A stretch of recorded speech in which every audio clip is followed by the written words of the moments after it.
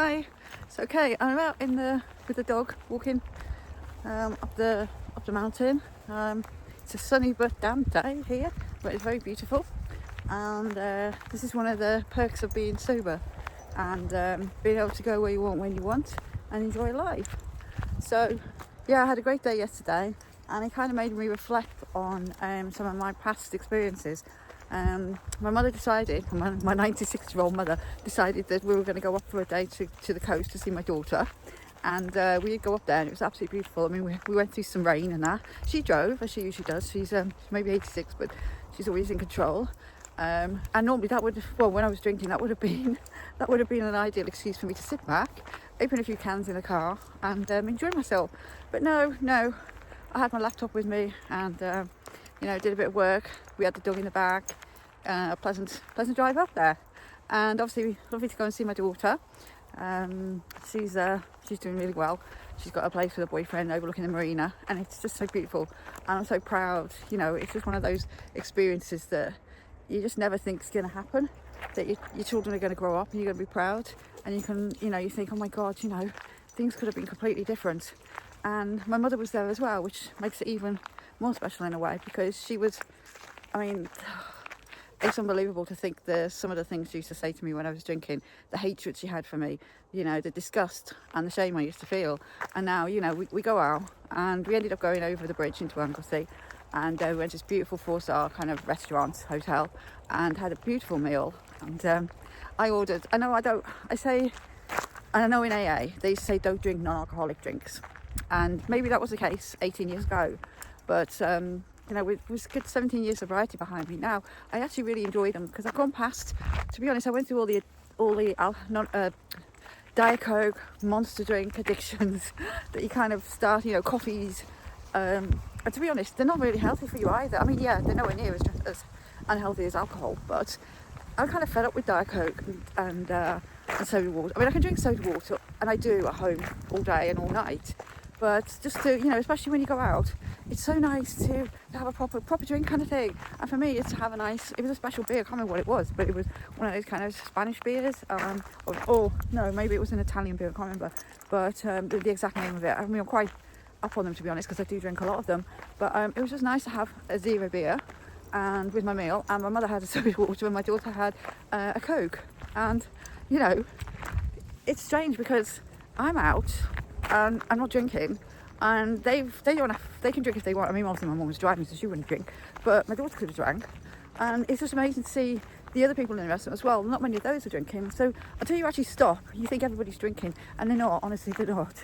But it was just so nice, and I know that the waitress afterwards, she was saying, "Oh, see the the 3 generations, the mum, the grandmum, and the daughter all out having a girly day out together, in the sun. We had the dog with us. Had to be careful because it was quite warm. Achille, come on." So, yeah, it was just, it's something that wouldn't have happened if I'd have not stopped drinking. And that's the big thing.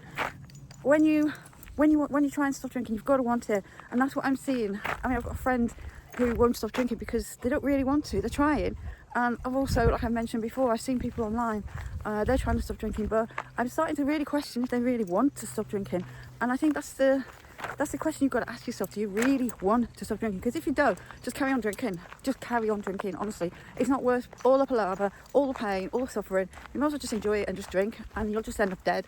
And, at least, you don't go around with all that shame and the suffering of trying to stop drinking. But if you do want to stop, then bloody well stop. Do you know what I mean? Make an effort. And I know, I've been there. I know it's not easy.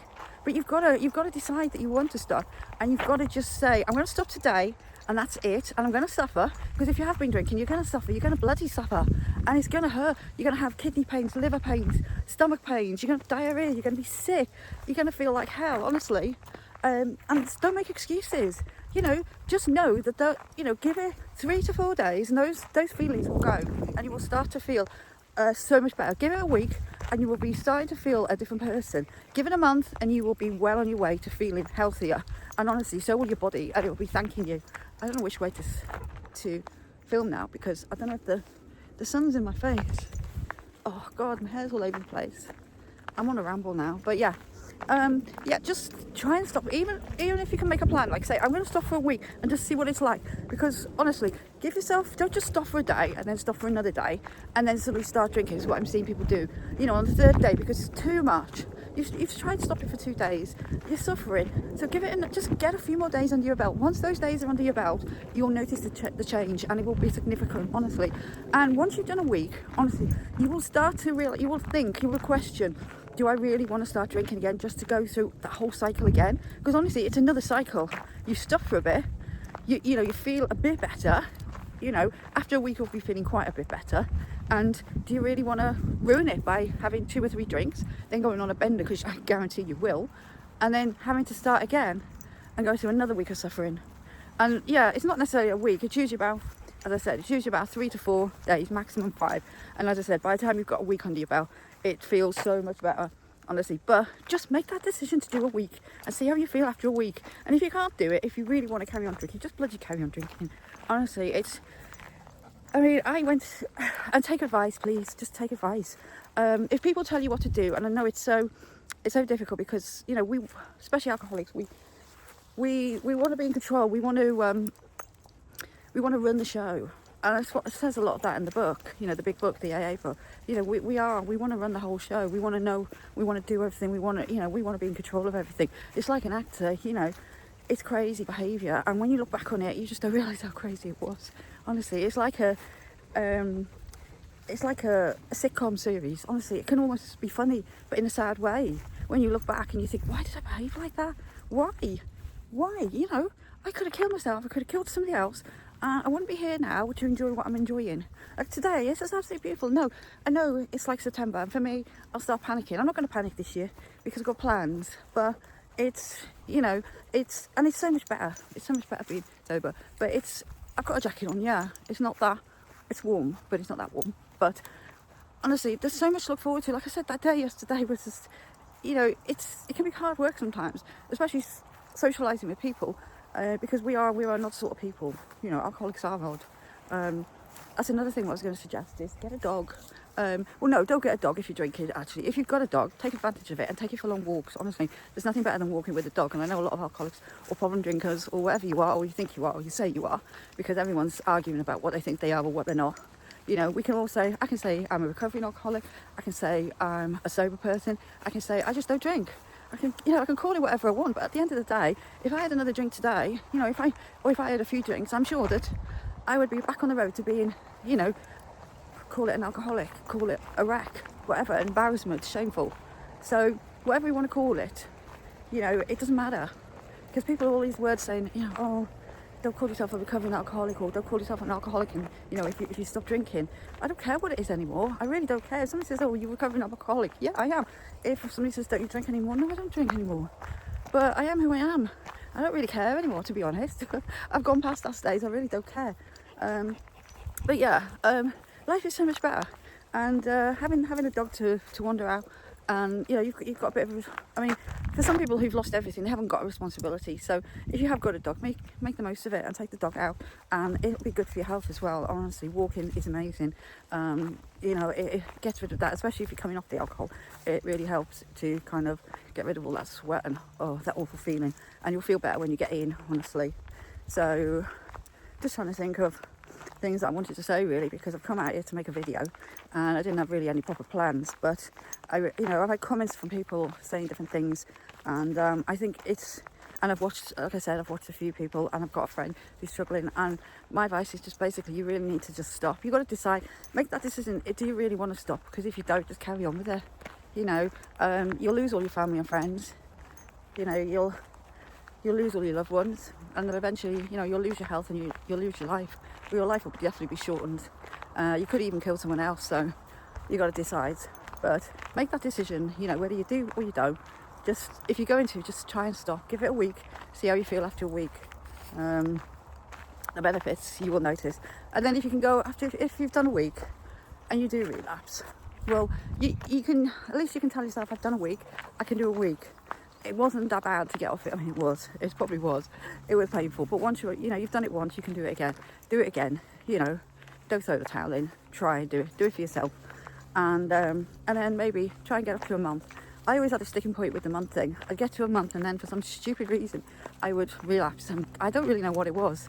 I think it was just one side. I mean, I had decided I wanted to stop drinking, so this was when I went to AA. I'd decided I wanted to stop, because before that I didn't go to AA. I didn't really want to stop, so I never really stopped. And I think that's the case with my friend, and that's the case with a lot of people. They don't want to go to AA. They don't want to go to places because they don't really want to stop. And at first I didn't want to stop, and I think it was only after I'd eventually gone to AA, decided, yeah, I had to stop and I really wanted to stop, that I tried to stop. And once I did try and stop, then it was very, very hard. And as I've said in the past, it took me nearly a year, I would say, from starting to stop. But I never stopped trying. That was the key, I think. I never stopped trying. Like I said, I'd do a week and then I'd do a month. The month was quite I just want to check this. No one about because of the dog. The month was quite a big thing for me. I could quite happily get to a month, and by then life would be looking much better.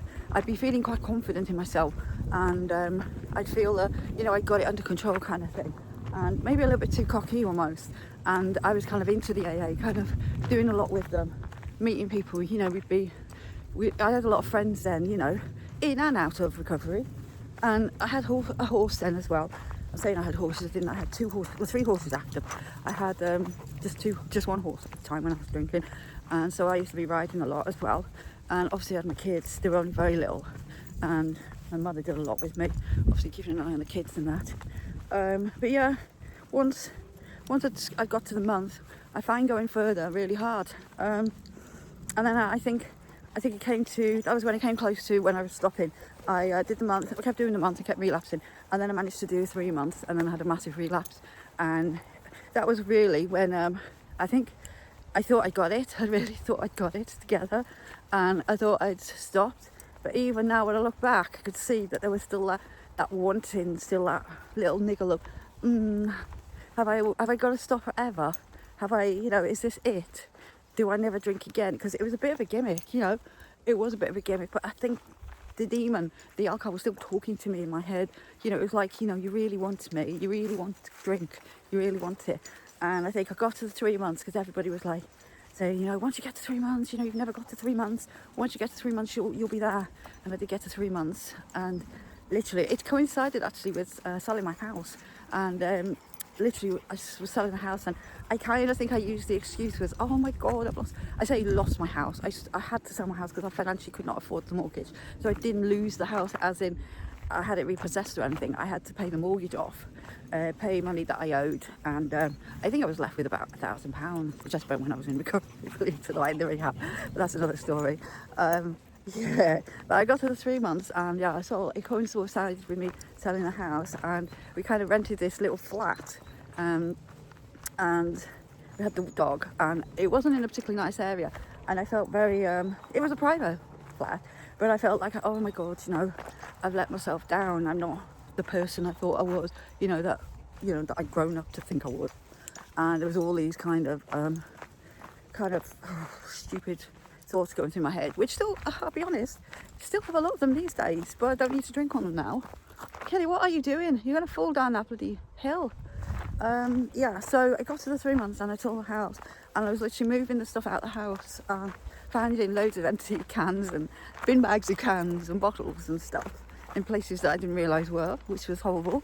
But yeah, and moved into this place, and then we went on like a little family holiday with my mum, just down to it was like Windsor, where family used to have a boat, and it was just I don't know, I remember we rented this hotel, and it had a bar, a mini bar, and I requested, obviously, and my mum requested that there was no alcohol in the bar when we got there, but when we got there in the room there was alcohol in the bar. And I remember it was a bit of a trigger. I didn't drink on it, but it was like a little, what should we say? A little tick box in my head. So it was like, sold the house, lost the house in my stupid mind. Tick box, oh, somebody left a minibar in my room. So, oh, poor me, I can't drink that, but it's their fault because I asked them to not leave it there.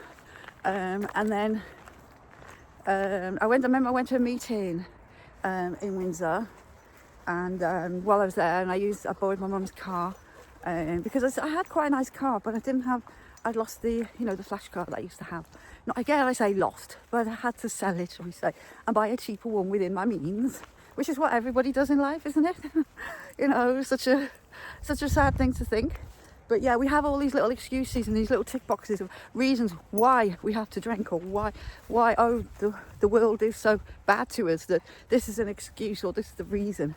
So anyway, yeah, and then we came back from there, and I don't know what it was, but I can remember I was going to go to this meeting down the road, and for some reason I can't remember where I was. My mum had the kids, and for some reason I just didn't go, and I went and bought some alcohol. I remember buying the cans. There was only 4 beer lagers, and I drank the one and thought, shall I still go to the meeting? And I thought, you know what? Nah. You know, I've got 4 cans. I've just had a drink, so I've just broken my 3 months. So what the hell? It's mad now. You know, I've ruined it all.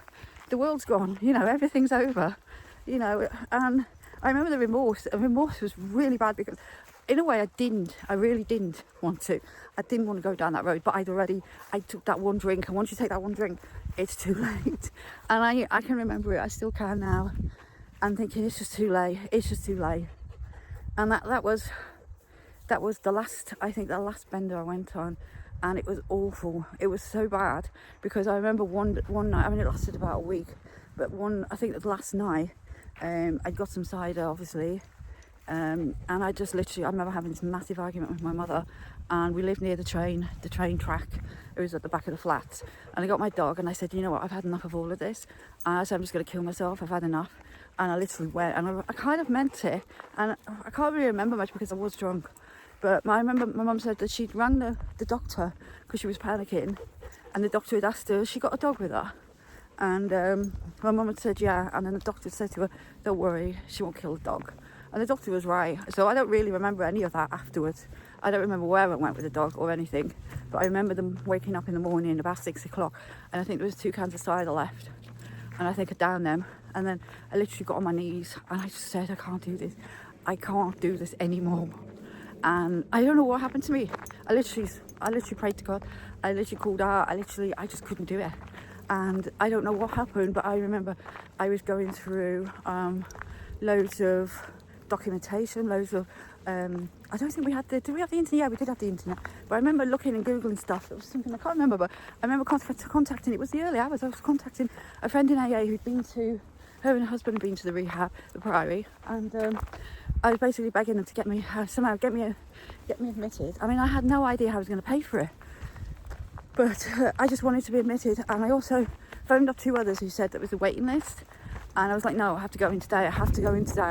And my friend Fed, who's from AA, she did arrange and got me in. I don't know what, my mother must have been that disturbed that she'd agreed to it, and she would pay for me. And my friend drove me there to Manchester, and I was admitted, and yeah, I was in a sorry state. But I knew when I went through the stores, I knew that I'd had enough, and I decided that was it. And from then, that was it. It was it, and I stopped. Honestly, I did everything they told me to do. I did everything. If they said jump, I jumped.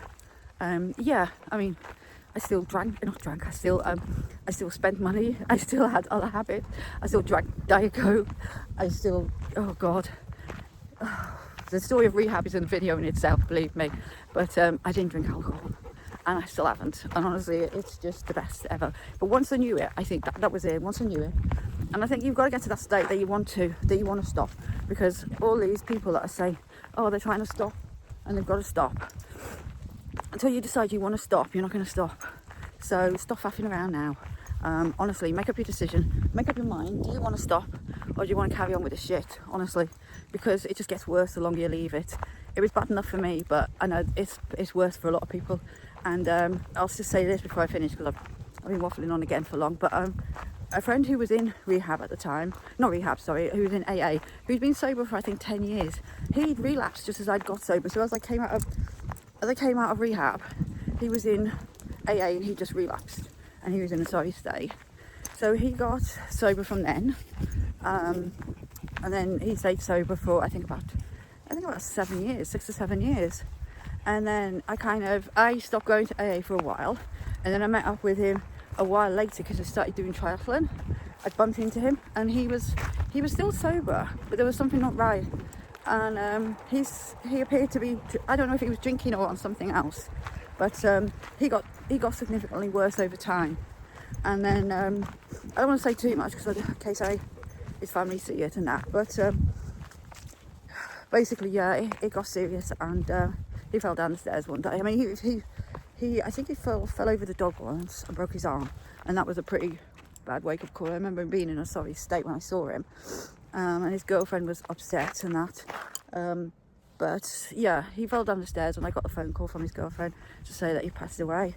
And I was about 9 years sober then, 10 years sober, and it just made me think, you know, if you can be sober for a while, and all these people that are saying, oh, you know, you're not a recovering alcoholic, or you're not, you know, you don't need to worry about it anymore, or you've got rid of the demon, or you've, you know, you've cracked it. You haven't. Honestly, you've never cracked it, because if there's a chance that you could go back, if you started drinking, just if you thought it was okay to maybe just have one or two again, you know, you're on a rocky road, so you've got to decide that you want to stop, and you're going to stop for good. I mean, you don't, when you decide you want to stop initially, maybe you don't have to think about you're going to stop forever. Obviously, sometimes that's a bit too much, but you've got to at least want to stop drinking and know that you've got to choose a different life. So I think that's what you've got to do at the beginning, and then obviously as you get, like to me now, I know that I can't just, I don't even want to, and I said this, it's not even like I'm kidding myself, I really don't want the sort of drinking a spirit. It's like literally, it's like pouring petrol in me, honest to God. It makes me heave up, you know. Even though like this Malibu, you know, at the moment I can't find a non-alcoholic Malibu. I remember Malibu used to be so nice. I can't find a non-alcoholic version, but I'd like to find one, because I used to just like the taste of it. But the thought of it, if it's got alcohol in it, I just know that it's like having, it is like petrol or like diesel or something, or you know, like it's poison. Basically it is poison, but they don't sell it as poison. They, you know, the advertisers and the companies that promote it, they promote it as this beautiful, fun loving, you know, relaxing experience to be had with it, but it's not. For a lot of people it's not. And as long as you can drink in moderation and you just enjoy it, then that's fine. But if you can't, if you've got a problem, or if it makes you feel different, then it's not for you, and just find a different way. I'll do another video another day, but there's all the famous people at the moment who are coming out talking about they just stopped drinking. Some of them haven't even had a problem. Some of them just want to stop drinking and want to just try a sobriety journey, or just try, they're sober curious, you know, they're wondering what it's like to not drink alcohol at all. And I don't think I've heard any one person say that it's not being beneficial. So, you know, anyway, I'm going to leave it there because I'm getting to the gate now. I just want to say, if you really want to stop, then just bloody make that decision to stop, and stop now. You know, just stop faffing around and stop making excuses, and stop with all the silly excuses and silly stories that you're telling yourself. If you want to stop now, and be serious about it, and try a week. And if you get to a week and you relapse, okay, so you relapse, but at least you got to a week, you can try again, but at least try, you know, decide that's what you want. Okay, I'm going to leave it there. Thank you, and please take care. And I just want to mention again, I created a new school community. It's in the link below, so if you click on the bottom of the video, you should see, you know, in the description, you should see the link to school. And it's free. I'm not trying to get any money out of you. It's a free community, so just join, and you can get some free resources, and obviously ask me any questions, and leave a comment, and I will speak to you soon. Bye.